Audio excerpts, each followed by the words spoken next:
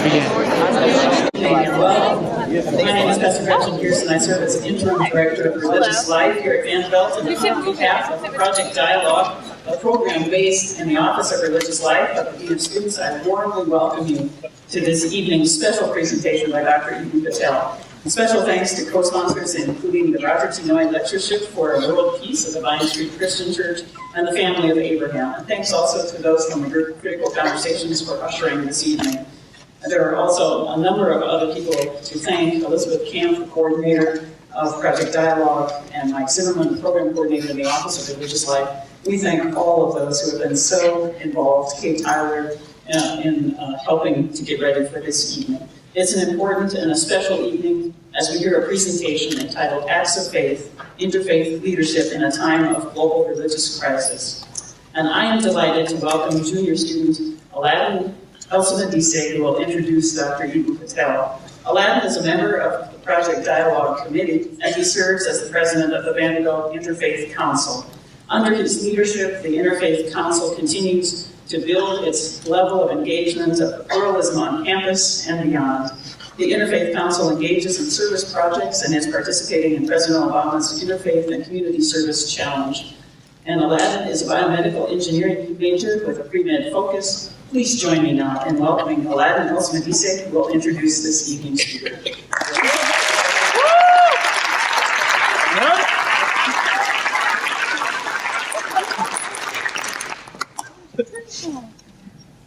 How's everyone doing? Yeah, wonderful. Named by U.S. News and World Report as one of America's best leaders of 2009, Eboo Patel is the founder and executive director of Interfaith Youth Corps, IFYC, a Chicago-based institution building the global interfaith youth movement.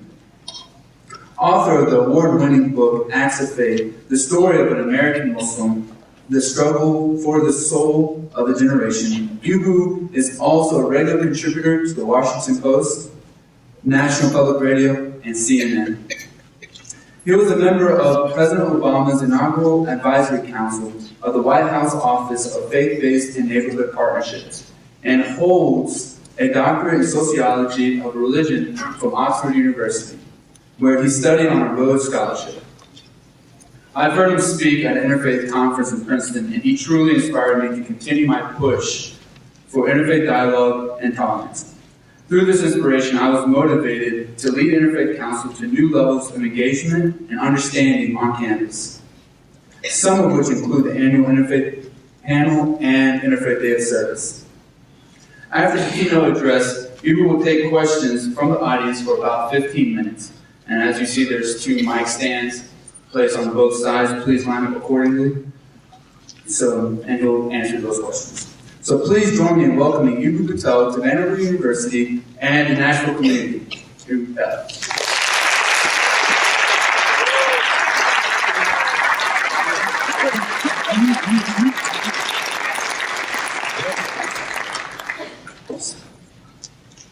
So I was in a cafe the other day, flipping through manuscript of Thanks Be to God, a recently completed book.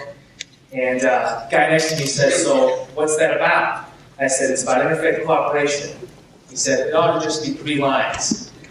They've always killed each other. They will always kill each other. End of story." So that made me mad. And so I got a different story for you. I want to sketch it in 5 moments. 5 moments in history that exemplify interfaith cooperation. Just run you through these. Towards the end of the Montgomery bus boycott, Martin Luther King Jr. and his folks have been through it. Houses have been firebombed, people have been arrested, some folks committed suicide, a lot of people lost their jobs. The journalists asked King, "So this is going to end, and what have you won? You've won the right to sit where you want on the buses of one provincial city in the American South. It's really not that big of a deal when you think of all the challenges you've been through. So aren't you a little bit angry? Don't you want a little bit of revenge for what this city made you go through?" And King shakes his head. He says, "This isn't the time for revenge. This is the time for reconciliation. This is the time for redemption. This is the time to build the beloved community. What do you do in the face of people who have opposed and oppressed you? You stand up for their dignity. Fast forward 8 years. King is in Chicago.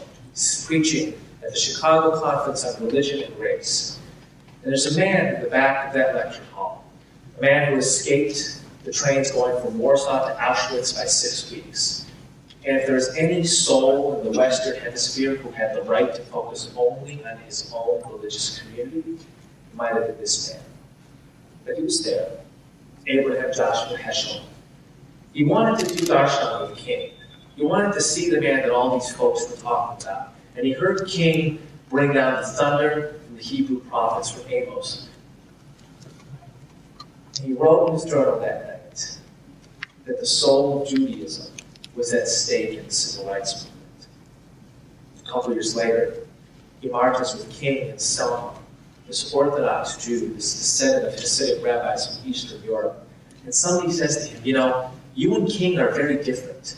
Your liturgies are different. Your faiths are different. What were you doing with him and Selma? And Heschel said, yes, the way we pray is different. But in Selma, marching with King, my mouth wasn't praying. My legs were. Moment 3. George Washington, first term as president, doing a tour of the United States, visiting various communities in different states. Goes to Rhode Island, goes to a little town called Newport, visits something called the Hebrew Congregation of Newport, Rhode Island. The leader of that congregation, man stands up, Moses Sessions, and he says, look, my people, we've been hounded and hated for centuries in Europe. There's a new government here. And I just want to know, how's this government going to treat us? How's your government going to treat us? Washington goes back to D.C. and he writes a letter that's one of the great documents of American history. This government will give bigotry no assistance, bigotry no sanction, and persecution no assistance. What do you do with the minority community that's concerned in your society? You defend them. There's a Christian delegation that comes to see the Prophet Muhammad during his years in Medina after 622, after he makes the hijrah. And they argue with the Prophet. They argue about the nature of divinity. They argue about the nature of Jesus. It comes time for the Christians to offer their prayer. And they ask the Prophet if they can have leave of his city so they can make their prayer in safety on the outskirts of Medina. And the Prophet says, I want you to pray in my mosque. And the Christians say, well, we've just spent the last day arguing theology. And the Prophet says, well, just because we disagree on things doesn't mean I won't offer you hospitality. What do we do with people we disagree with theologically? We offer them hospitality. Dietrich Bonhoeffer, after one of the ugliest rampages of the Nazis through Jewish neighborhoods in Germany, breaking in store windows, beating up men, scaring women and children, Bonhoeffer witnesses all of this, goes to bed that night, wakes up the next morning, and gets on German radio and speaks these words. Those who did not stand up for the Jews do not deserve the same Gregorian chants. What does it mean to have faith in a society where people from another faith are being oppressed? In Bonhoeffer's case, it meant to give your life. 5 stories. I wish I had the time to tell that guy in the cafe those stories. I wish we had the time to tell our society those stories.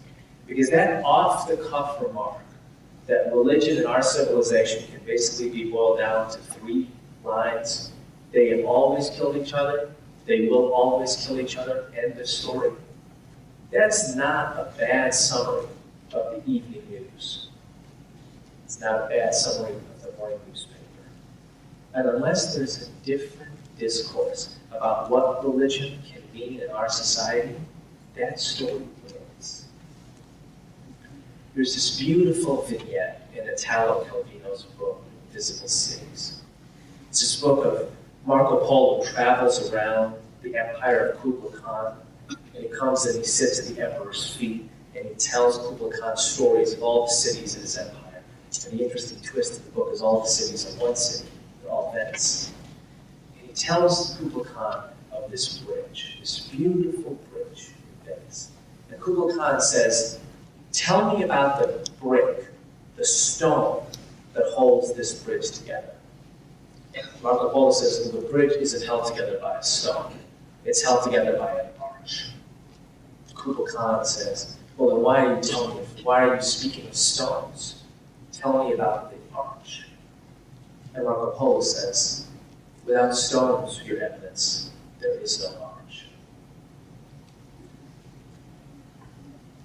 Just think about the various things that stones can be used for, and what an intricate maneuver it is to form of stones a line that makes an arch that people can walk across to get to the other side. There's a lot of people who use the stone of religion to build a bunker. Nothing else comes inside. No other oxygen, no other ideas, no other people. There's folk who make the stones of religion a barrier. We're going to block you out. And we're going to talk about how different we are from you all the time. There's folks who make of those stones a bludgeon. We're going to go out and we're going to bash your heads in with our religious identity. But making those stones a bridge, what does that look like? What does that feel like? What does that take? And if I were to articulate the theme of all of those stories that I told, those first 5 stories, that sketch of the history of interfaith cooperation, I would say what King knew how to do, what Bonhoeffer did, what George Washington did, was they understood in each of their circumstances how to make of religion a bridge. How do we make of religion a bridge? So here's the first thing. Bridges don't fall from the sky. They don't rise from the ground. Interfaith bridge building is an act. It's an art. People build those bridges. How many of you came to see Lawrence Wright when he spoke here as the first speaker of the series? You folks here? So Lawrence Wright wrote probably the book on Al-Qaeda, the book on 9/11. And the main theme of that book was those 2 planes didn't fly themselves. That movement that makes of religion a bomb of destruction didn't fall from the sky. It was built by people. People who are hyper-focused on selecting, on training, on networking, on mobilizing the next generation of religious bludgeoners, the next generation of religious envoys. It's a movement built by people. And if religion is going to be a bridge of cooperation in our society instead of a barrier of division or a bludgeon of destruction, that is also going to be built by people. So what does it mean to be one of those people? What does it mean to be an interfaith bridge builder? This time, it's a story of 3 acts. Act number 1, framework. There's this beautiful line by Marcel Proust that the true journey of discovery is not in seeing new landscapes, it's in developing new eyes. I will seriously think that the single most important thing we can do in the world when we seek to be interfaith bridge builders is see religion differently. 100 years ago, the great African-American scholar W.E.B. Du Bois famously said the problem of the 20th century would be the problem of the color line. And a lot of folks thought that the color line separated black folks and white folks, yellow folks and red folks. That was their eyes on the color line. Martin Luther King Jr. came around a half century later and he said, that's not the way to see this at all. That's not my eyes on the color line. The color line doesn't separate black folks and white folks, or yellow folks and red folks. The color line separates those who would live together as brothers and those who would perish together as fools. It's that simple. If you are white, or red, or yellow, or brown, and you want to live together as brothers, I'm on your side of the color line.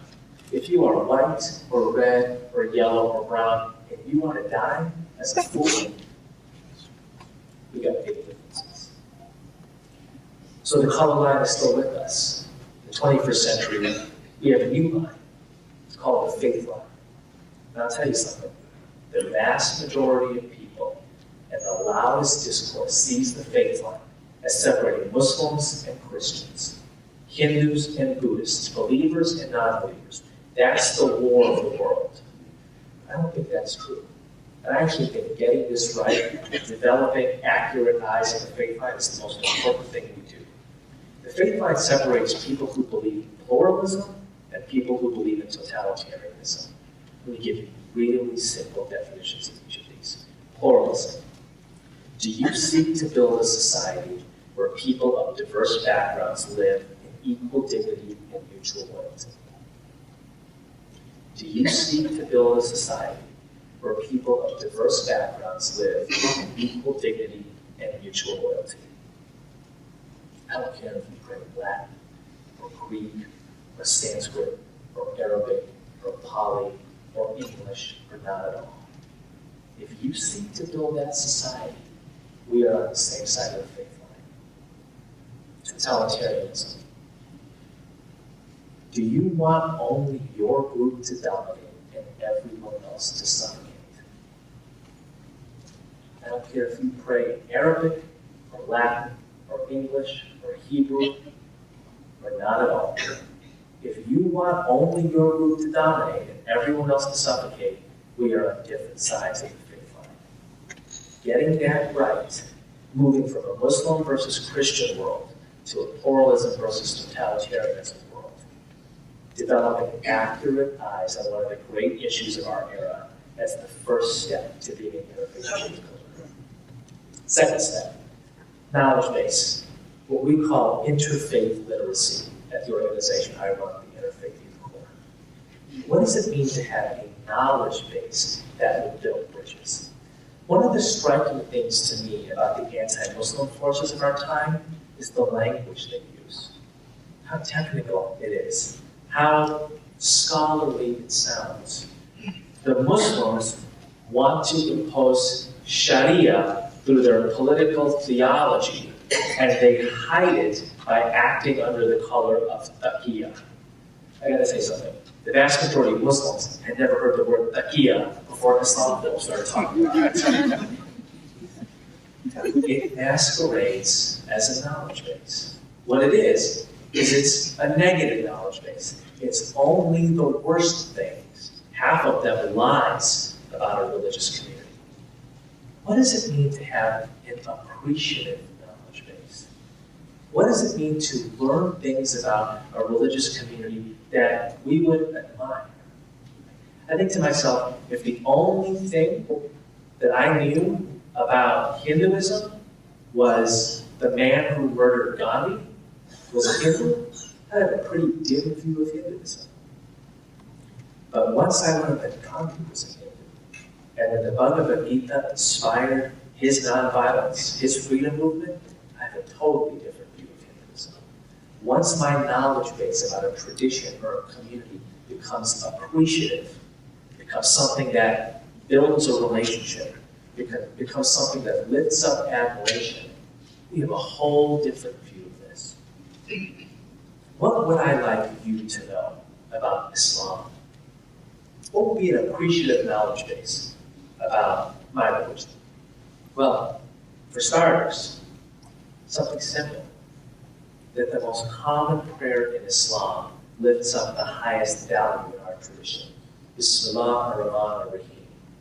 In the name of God, the all-merciful, the ever-merciful. Above all, Muslims are required to be merciful. The Prophet in Islam is known as the Prophet of Mercy. The first lesson that classical Muslim scholars taught their students was, if you are merciful to those on earth, the one who is in heaven will be merciful to you. It's not technical. It's not genius. It's not grad school stuff. It's kindergarten stuff. Muslims are enjoined to be merciful. If you ask a Muslim doctor why he became a doctor, she will tell you, because I meant to be, as the Prophet was, a mercy upon all the worlds. One of my favorite lines from the Quran. What would you like other people to know about your religion? What would be an appreciative knowledge base about Judaism, about Hinduism, about Buddhism, about the tradition of secular humanism? What ought you know about these other traditions? Building this appreciative knowledge base, I think, is one of the most important things we can do. It's a big part of interfaith literacy. The second part of interfaith literacy, what we at the IFRC call a theology of interfaith cooperation. Simple question. What is it in your religion that inspires you to build bridges with people from other faiths? I want to repeat that.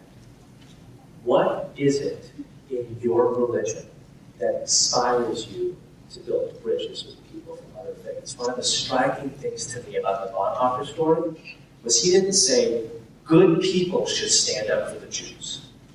He said, those who do not stand up for the Jews do not deserve to sing Gregorian chants. He was making a Christian statement. He was making a theological claim. In these circumstances, the cost of discipleship means we Christians stand up for those people. It was a read of his tradition. One of my favorite stories related to this is the story of an American pastor based in Europe during World War II. He gets a letter from his home congregation in America, sends him money so that he can come back to the United States and celebrate Christmas at home.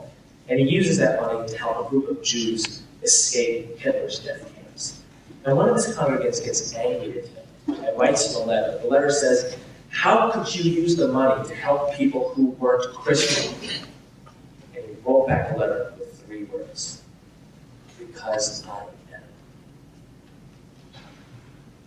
What is it in your religion that will inspire you to build bridges with people from other religions? Do you know chapter and verse? Because I'll tell you something. The people who make a religion a bomb of destruction, they know chapter and verse. The people who make a religion a barrier of division, they know chapter and verse. It's so easy to get out scripture and out theologized out of this.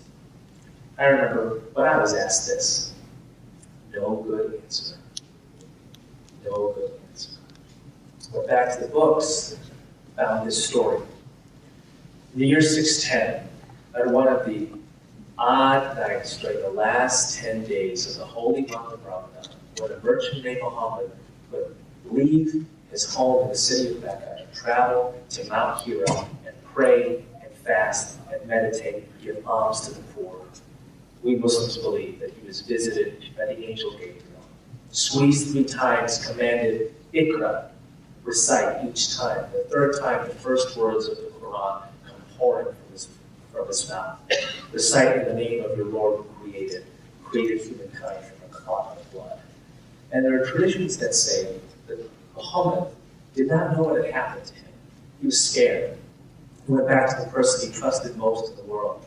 He told her his story, his wife, Khadijah. His wife wasn't sure either. But here's what she felt pretty certain of, that Muhammad was too righteous a man for God to have forsaken him. Whatever had happened, whatever mysterious, miraculous thing had occurred in the mountain, it was something beautiful and powerful. Khadijah says to her husband, I will take you to my cousin, a man named Waraka, a man who is learned in the scriptures. He will tell us what's happened. Khadijah takes Muhammad to this man, cloaked in his robes. Waraka listens to the story, looks at Khadijah, looks in the prophet's eyes, kisses him on the forehead, and says, verily, the prophet of your people has gone. Who was Waraka? What does it mean to be learned in the scriptures in the early 7th century in the western half of the Arabian Peninsula? Waraka was a Christian. first person to recognize the prophethood of Muhammad was a Christian.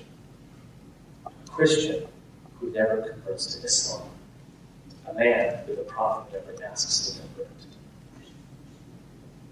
There it is. The beginnings of the theology of interfaith cooperation in Islam. Then it goes on and on and on. There's a beautiful story about the prophet who, during his first years of preaching between 610 and 622 in Mecca, as it becomes a more and more dangerous situation for him and the other Muslims, he sends a group of Muslims out of Mecca to the kingdom of Abyssinia, now known as Ethiopia, where there a man named the Negus reigned. And the prophet felt that they would be safe under the Negus. The Muslims would be safe. Why did he feel that? The Negus was a Christian.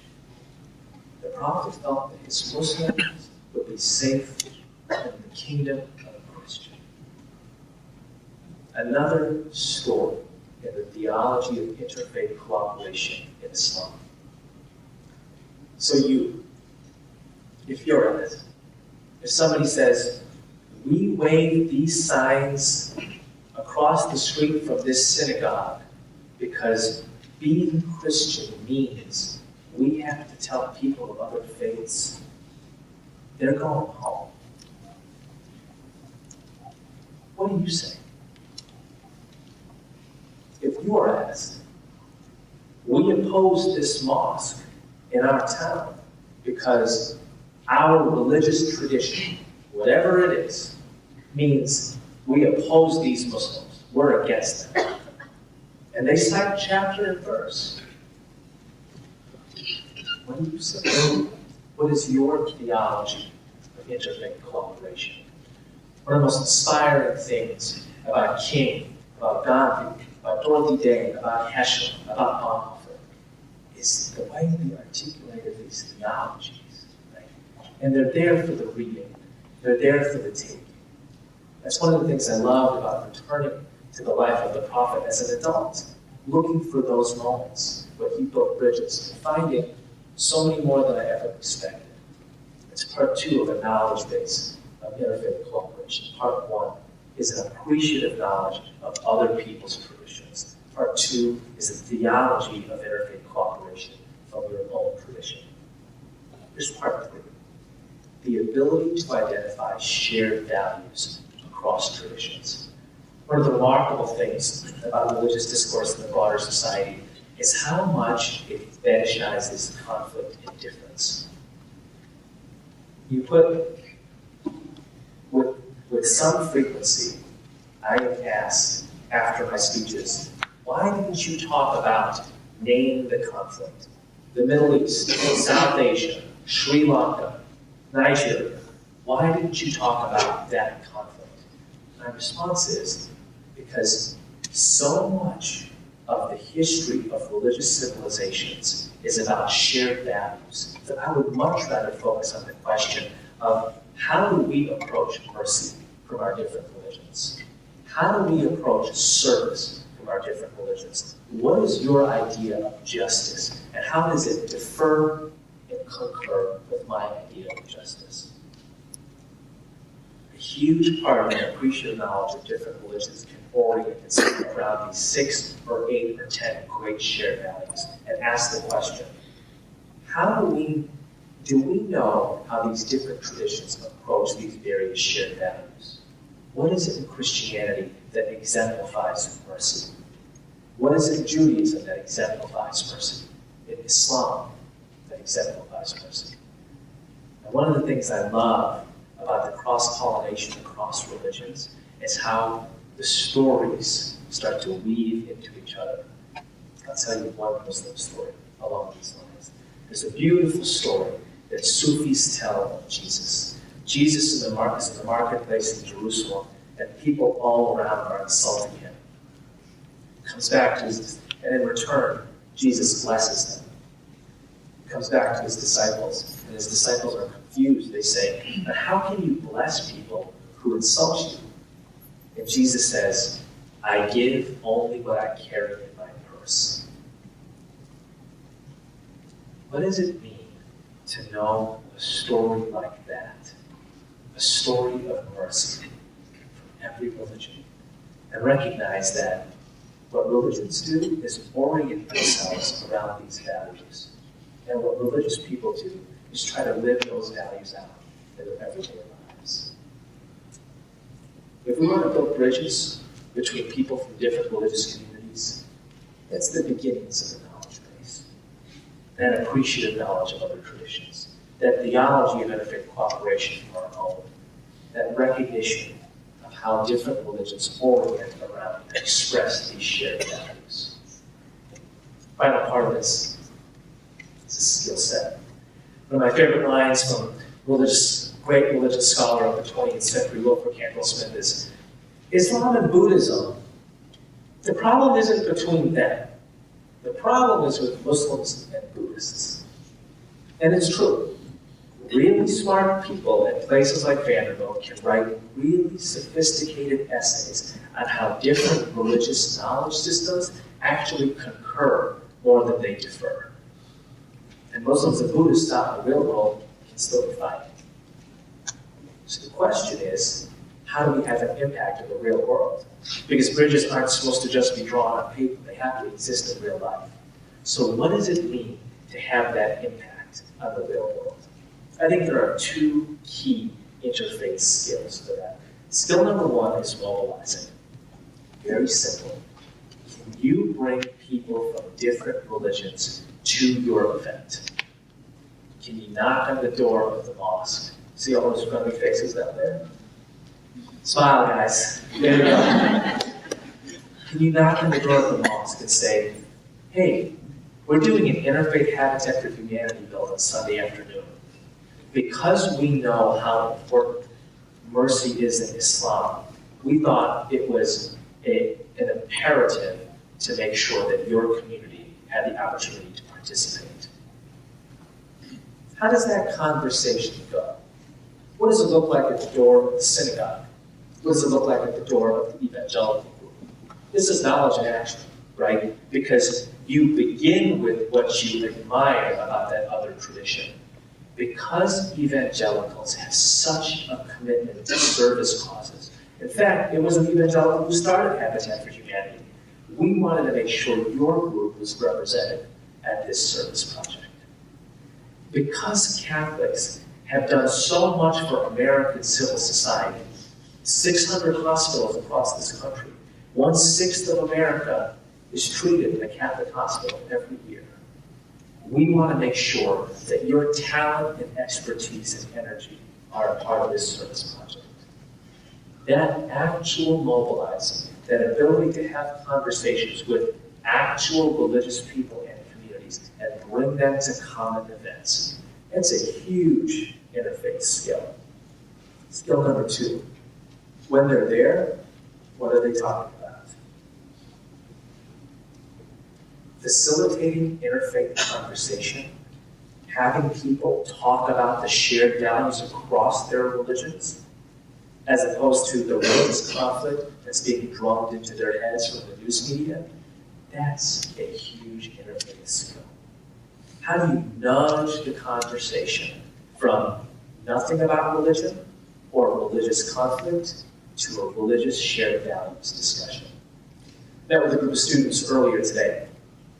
Great story about how a student watched two of her friends in high school, one an atheist, the other a Baptist, have an argument that ended with this: well, you're a stupid fundamentalist. Well, you're going to hell anyway.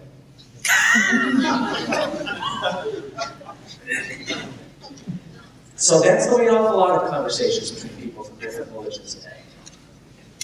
So one of the things I was thinking as I heard that story is, if you recorded that and you watched it all the way over from the beginning, you could probably pinpoint the sentence where that conversation started to go south. What could you have done to keep it from going south? What does an interfaith bridge builder say in that moment? Whether you're part of the conversation or whether you're a third party. Can you be a conversation changer in this? And here's the crazy thing. There are a gazillion opportunities to change the conversation. How about Mitt Romney ought to be disqualified for the presidency because he's Mormon? That's a conversation in a large swath of America right now. How do you change that conversation? How about Barack Obama ought to be disqualified for the presidency because his grandfather was a Muslim? That's a conversation in an equally large swath of America right now. How do you change that conversation? And how do you do it without saying the words, "You're a stupid fundamentalist"? Because that's not changing the That's the hard part. But you know what? That's not changing the conversation. That's just continuing the conversation. I'll tell you a story along these lines. Probably the single most remarkable interfaith moment I've seen in 14 years of doing this. I was in Australia a couple years ago at an interfaith event, and they had all kinds of TV cameras there. And I was like, oh, TV cameras never show up unless it's an interfaith cage fight. Sure enough, it was an interfaith cage fight. They basically found the scariest looking Christian guy and the scariest looking Muslim guy. They put them on a stage and they basically said, tell each other what you hate about your different religions. So, the Muslim guy is always going to look scary, by the way. My dude was like 6'6", beard, robe, staff, and looked like he walked out of the 12th century. I'm like, you know, really? Christian guy starts, and he says, I grew up in Pakistan, and I can honestly say that I never met one kind Muslim. They burned down the church in my village. They would not let my children attend the state-run school. They hounded my wife. We had to leave. And as I was leaving on the plane, I thanked God. You want to know why I thanked God? Because they were not following the ultimate precepts of their prophet. They did not kill us. And I'm only thankful for that. I am the interfaith guy. It is my job to remain calm. I am doing a bad job of this. I am in the audience. The hair on the back of my neck is rising. Sweat is gathering on my forehead. I am glad my guy looks like the scary Muslim guy. I am glad his teeth are stained red and half of them are missing. I am like led forth on this guy. So my guy turns around and says, I know this is the time when I am supposed to tell you all the terrible things that Christianity has done. But the truth is, I love Jesus Christ, the messenger of God, too much to do that. And I know that I am supposed to tell you that you have insulted me in my religion. But the truth is that I'm only sad about what you went through in Pakistan. And I only wish I was present so that I could have protected you. That's changing the conversation. And actually, if you think about it, it's not that hard. It's not that hard. What did this guy do? He simply didn't take the next logical step on the discourse of, I hate you because of your religion. He said, I'm going to tell you what's in my heart. I'm going to tell you, first of all, what I admire about your faith. I'm going to tell you, second of all, what is a central tenet of my faith. I'm going to effectively ignore every terrible thing you said. And the crazy thing about that was he won that conversation. So not only was it a holy thing to do, a righteous thing to do, it was a ridiculously strategic thing to do.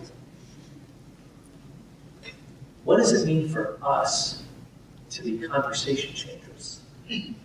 What do we need to know about the Mormon tradition and community to be able to gently enter into a conversation how we ought to view Mitt Romney's faith in the election.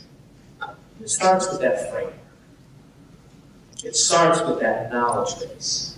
But if we don't have the skill of facilitating a different kind of conversation, framework and knowledge base don't mean anything in that particular moment.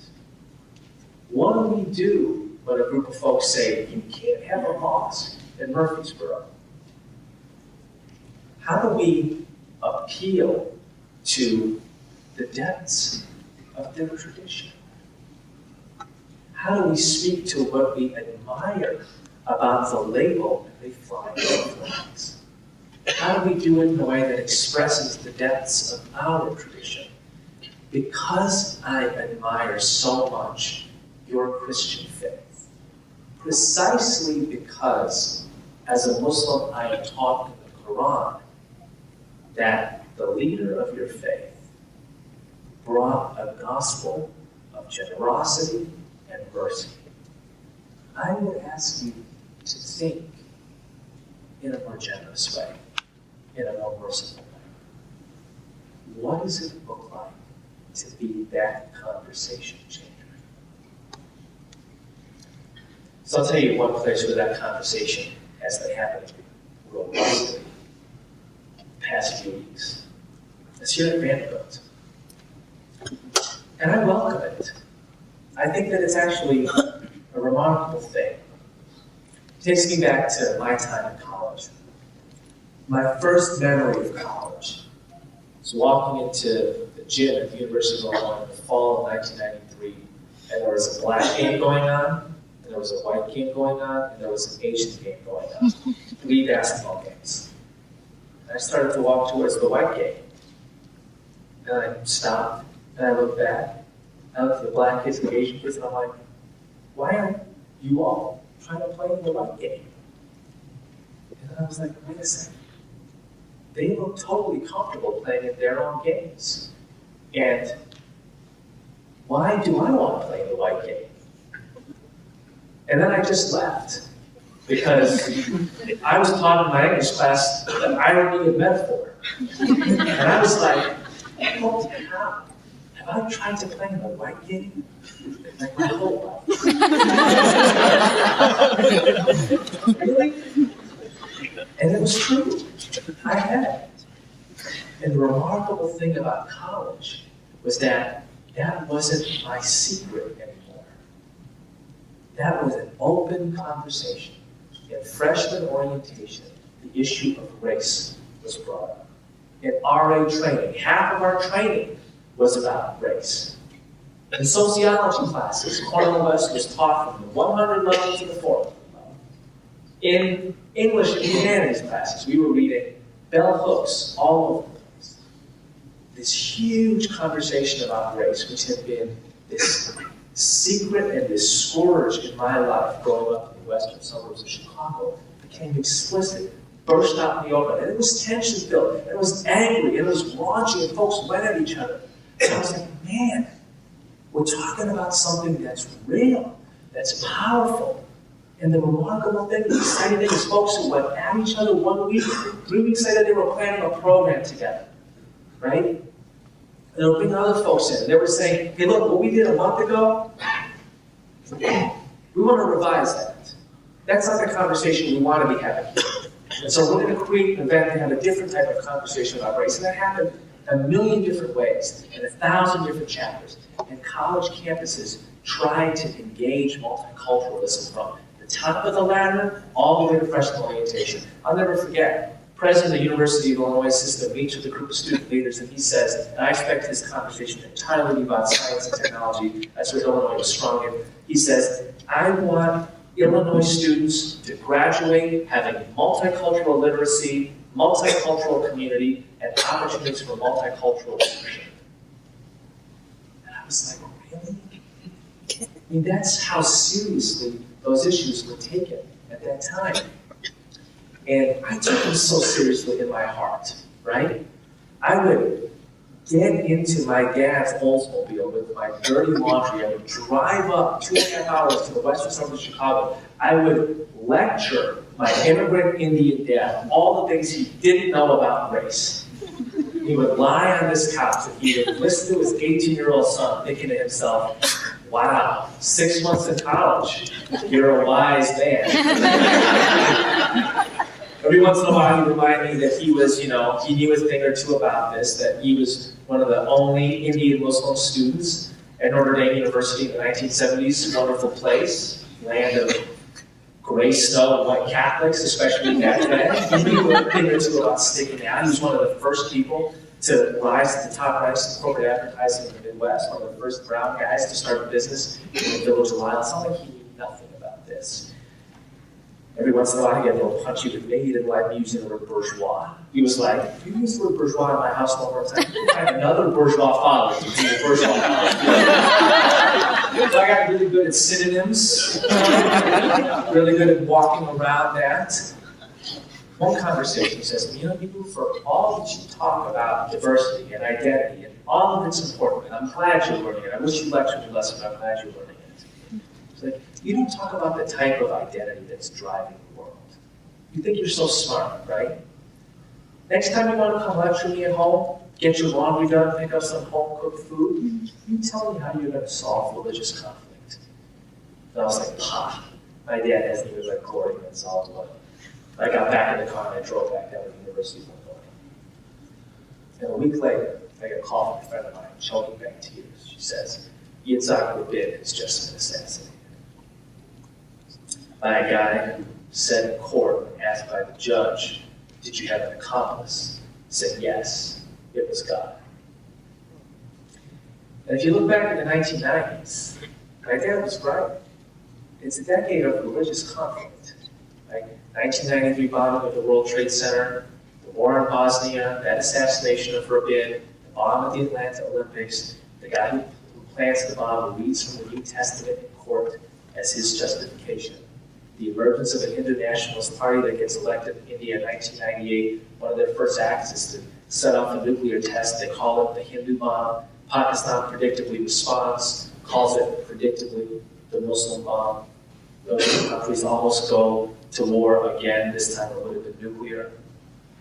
The 1990s is a decade of religious conflict, and it's nowhere religious diversity, religious identity, nowhere in the diversity conversation in college. I remember thinking to myself, if we were to talk about this, how would that happen?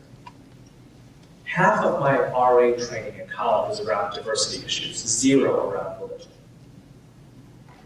Half of the student leadership sessions I either participated in or led diversity issues, 0 around religion.